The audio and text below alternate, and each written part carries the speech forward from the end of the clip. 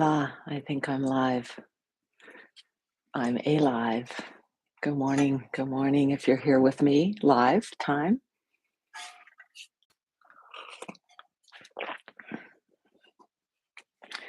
We'll get started in just a moment. So, gather. This is a different, we're doing things a little differently now. Welcome. Welcome. Hello. Rather than just a short talk and meditation, I'm offering movement, not a huge movement, and then meditation. So let me know you're here. Hi. Thank you. If you put something in the chat, it strengthens my affirmation that there's some connection. I know the connection's there, but it helps. So in the background, you can see Rocky 2. I usually call him Rock or Rock Star. This is the cat's haven, but he's become very respectful of her in these 3 months we've had him, and she may even like walk right by him without any problem. So good harmony there. So today for movement, you might choose to be seated or lying down or any comfortable position. The movements we'll be doing will be with our head and our eyes.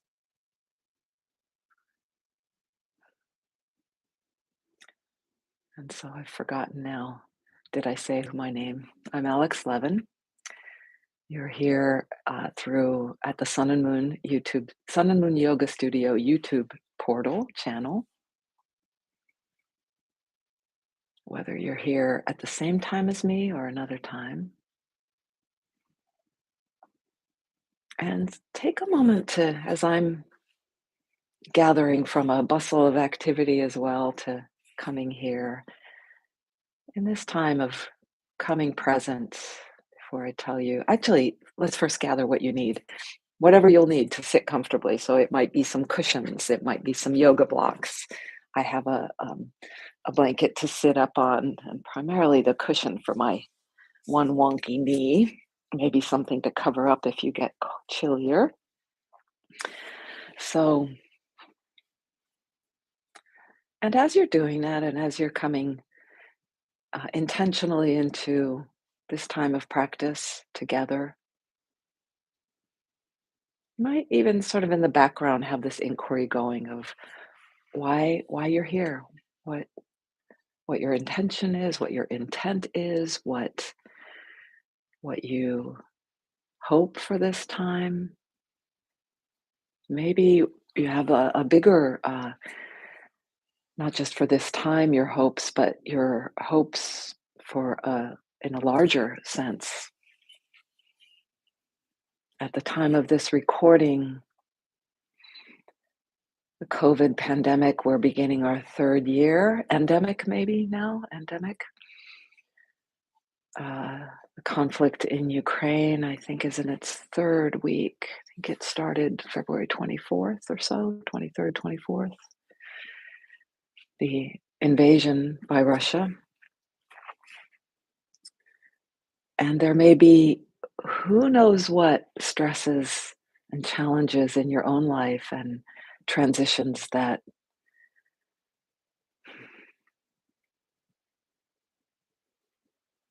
you are meeting.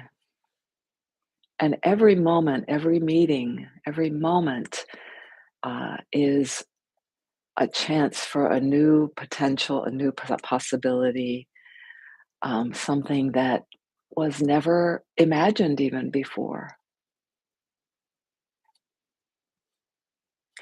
I think Emerson is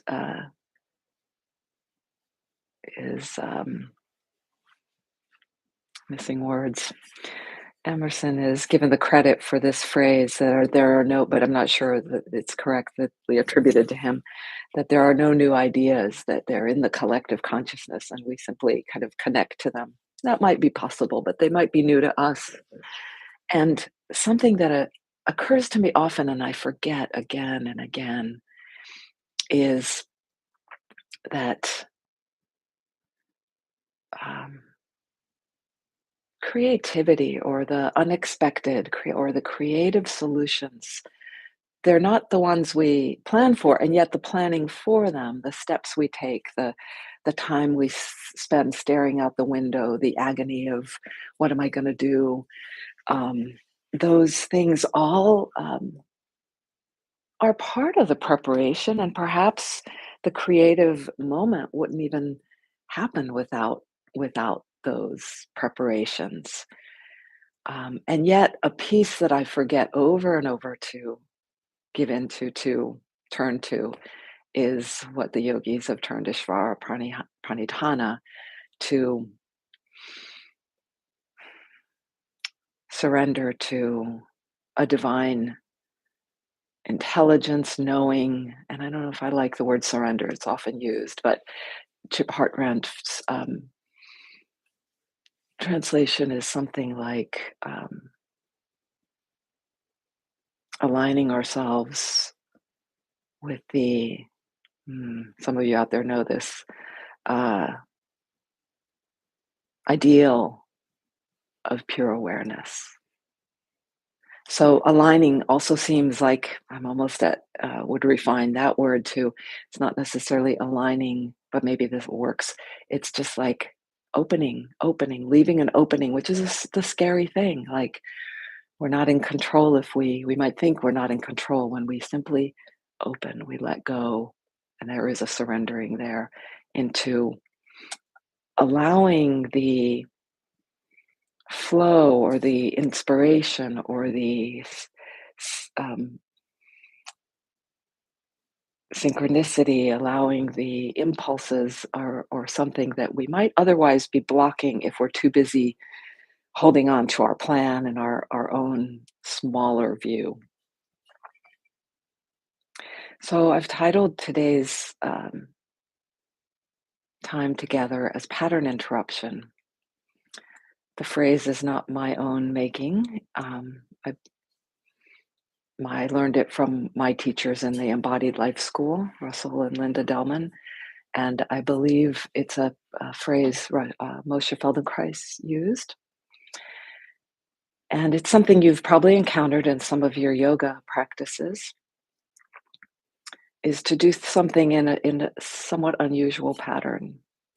And by doing that with our body, we become more apt to allow that to happen with our mind and our mind and our heart as well.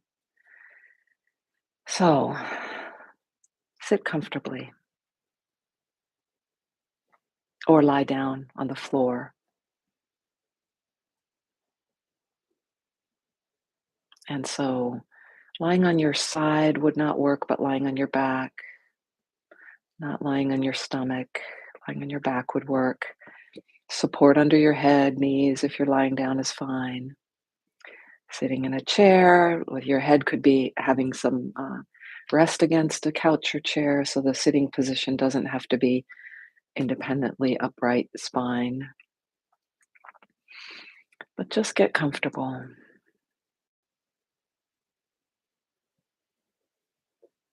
This practice will be maybe 5 to 10 minutes, and then followed by, we'll segue right into a meditation practice, a quiet stillness, which you might change position for, or you might stay right where you are. So thanks for being here. Thanks for joining me.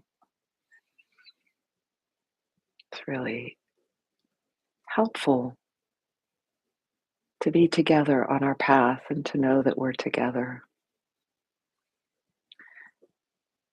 So take these first moments to find how you know ground is here.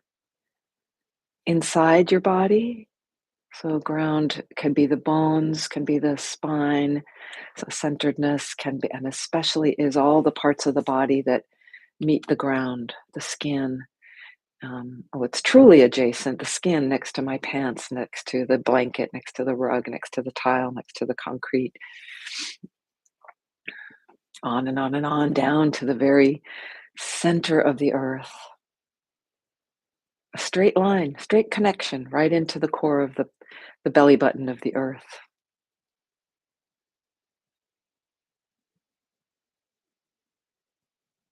And we're breathing while we're getting still, more still to attend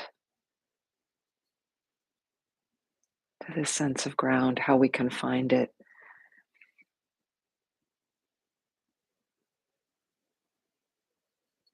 And while we're on this planet, the earth, most of the time, the earth, this ground, the floor, the soil, the geological layers can provide, by just tuning into that and our relation or our proximity to it, noticing that, that can be very helpful. But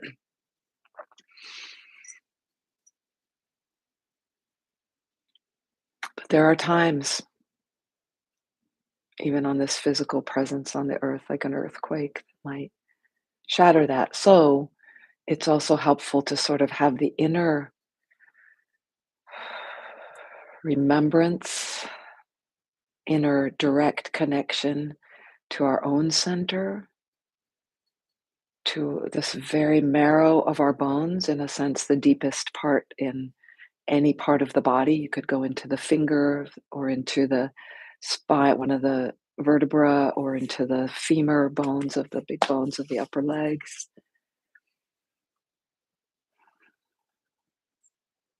and feel that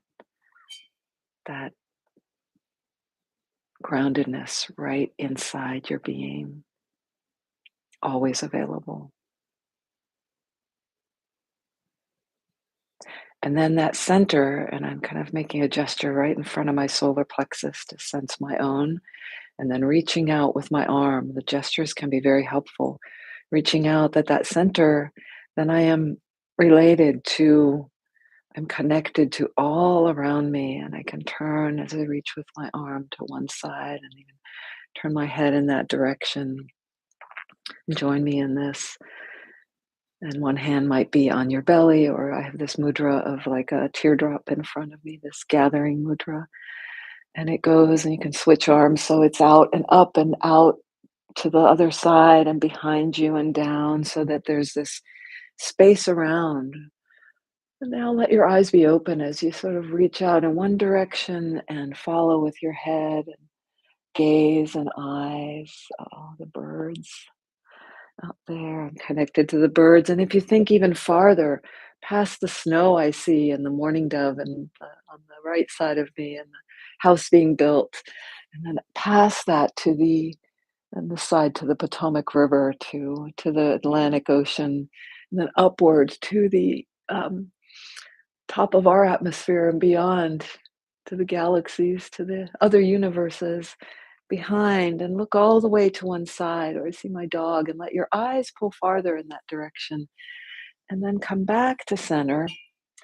Let's make the movement a little smaller. Let's keep the body mostly still. And if you were lying down, you could certainly have done that same movement. And just let your head go side to side. Eyes can be opened or closed. Mine are closed. Head going side to side. And so shoulders might turn as well. And just let the eyes be going with the movement of the head. And in my way of practicing movement consciously, attentively, I like to be looking for ease, groundedness, ease, fluidity, harmony, joy, enjoyment.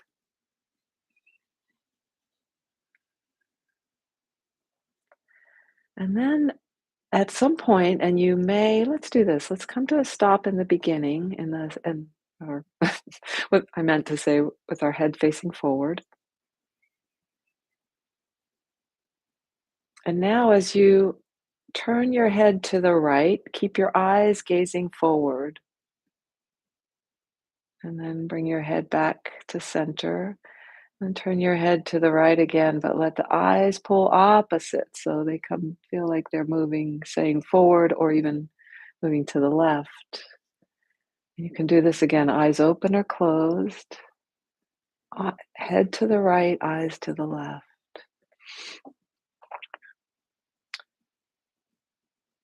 Pattern interruption.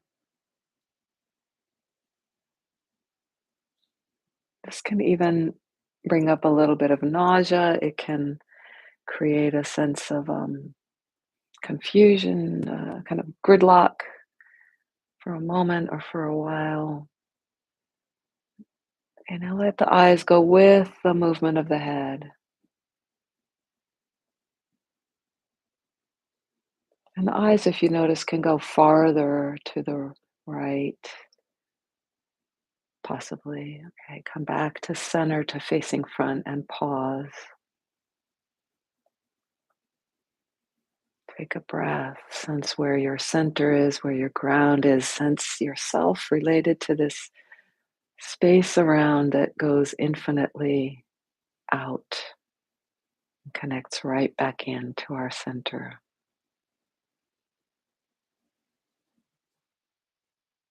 And now turn your head to the left. Let the eyes also go left and back to center. And the movement doesn't have to be a test of your range of motion. More important, how it's connected to the whole, connected to your whole body, how it can follow the sinuous path all the way down through the core to your bottom, to your feet, to your back body if you're lying down. And see if you can let the pattern interruption happen now while you're moving. This head is moving to the left and eyes to the right. I hope I've got my lefts and rights correct for you. So, anyway, and now the head is moving to the side, rolling to the side, and the eyes are going opposite that movement. And we're still breathing. And then let the whole range of motion side to side happen while your eyes are going opposite the movement of the head. Slowly, you can slow down, you can stop to recalibrate, and now let the eyes join the movement of the head and notice what occurs. You may find that the movement gets a lot, it's different, it feels different. It might even feel different than it did earlier. Notice it down your spine. And then let the head come to center. Let the eyes come to center. Pause.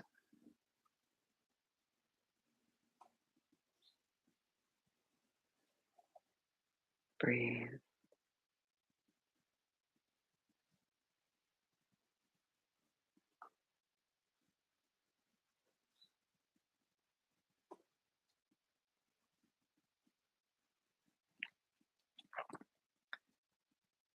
And one more time, just a short time, begin to move your head side to side with the eyes going opposite. I'm going to do my eyes open this time.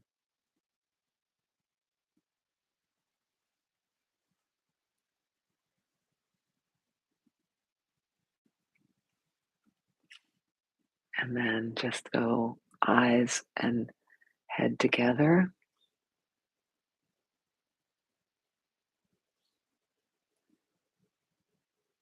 Something might feel very different, even the way your eyes perceive the space around you.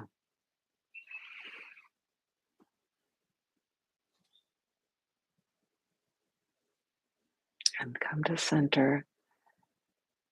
And wherever you are, if you're sitting, we're going to slide right into meditation time. You may just not need to move at all. I need a little bit of support under my knee.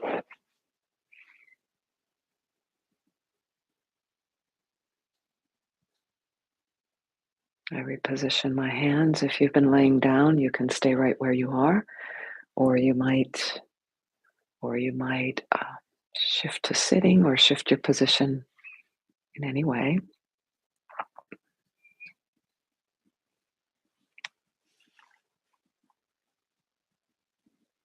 And for about 8 minutes, we'll sit together.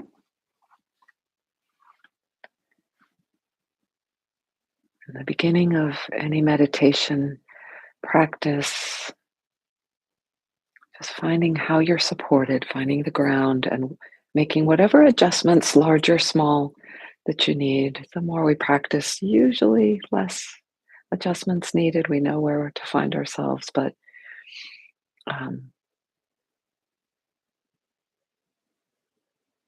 it can be different on any new moment.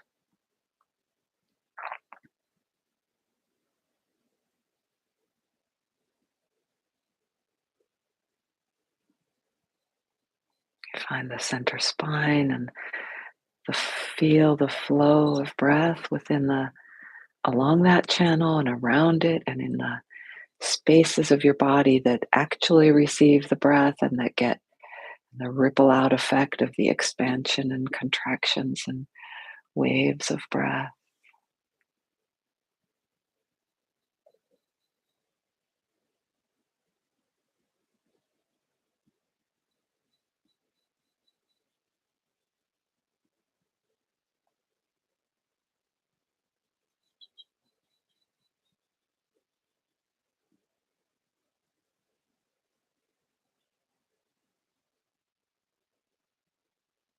And then once we settle all those adjustments,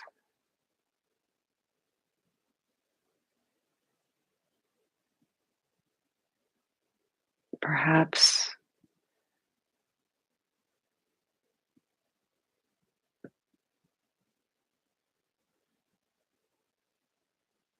perhaps due to our movement, there's a portal or a presence of a deep stillness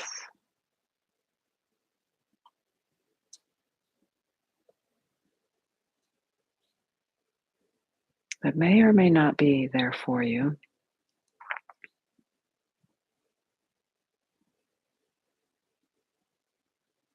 We can just let our breath, our attention settle on just this sense of presence that may need a tangible marker, or it may be very closely linked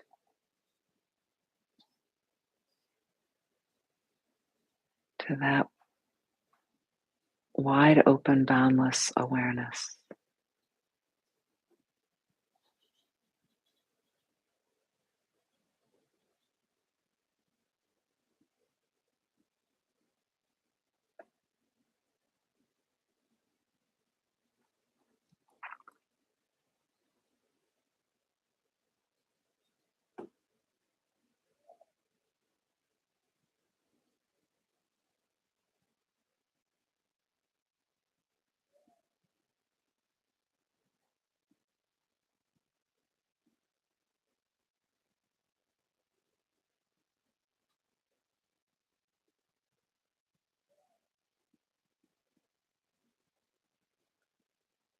This timeless presence.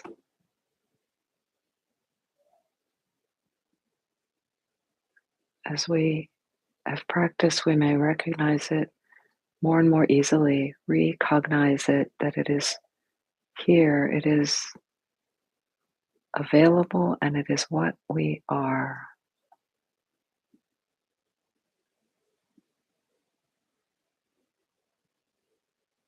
Distractions will come, just like I just got pulled to turn my head to the cat chattering at the bird.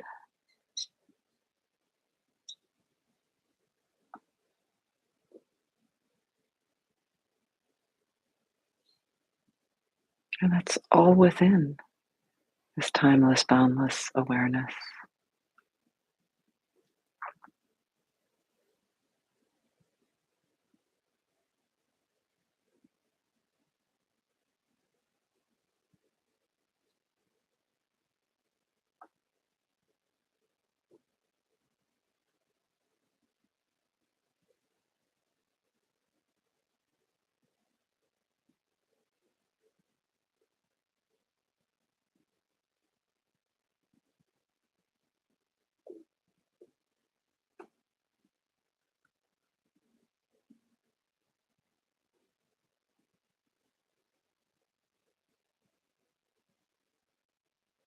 this non-dual. Maybe you've heard the term non-duality, not two.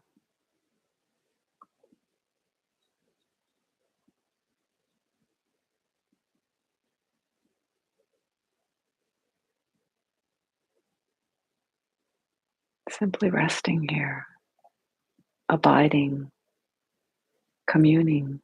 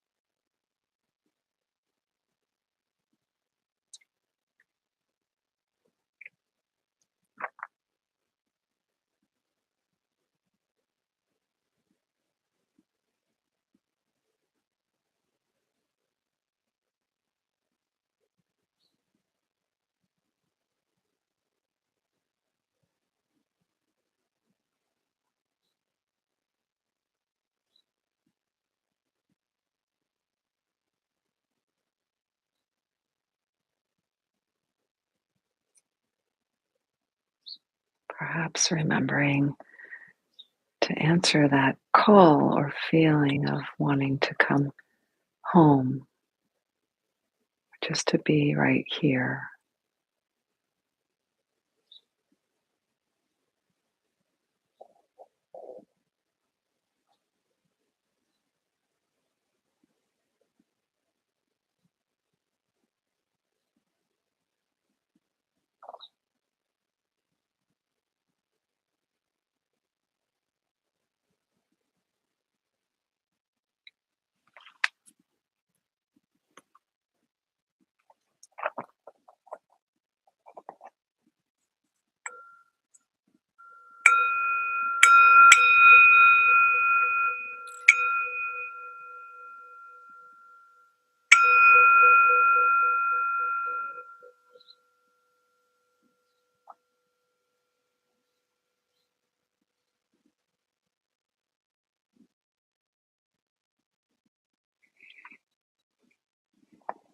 And as we bring that practice to a close, bringing our palms together in front of the heart, this very universal gesture, bowing,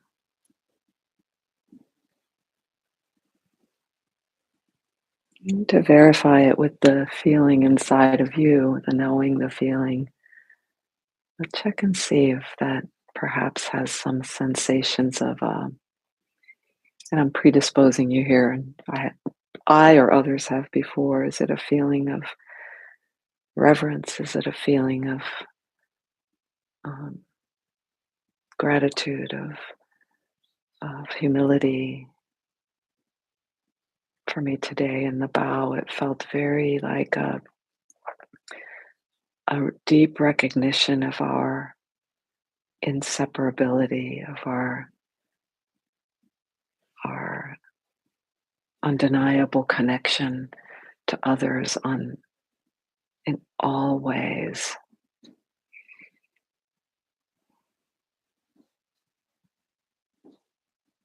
And sometimes, as I say that, I'm feeling a little voice inside that says, "Well, I'm connected to some, but not others that I might not want to be connected to." But it's to all, isn't it? It's to all. So thank you for exploring with me um, this practice. I maybe might have needed to say this that it can be very powerful. You might have felt that here, or you might not, but you might feel something later that happens that either as jarring or opening or shifting in a great huge way, even though what we did was something very small. We moved our head and moved our eyes. Seems like hardly anything. So thanks again. And yes, the furry friends were here, the feathered friends all around. Minnie's right over there and Rock right over there. Glad to have them join and all connected to them as well as everyone else. Ciao, ciao. See you next week.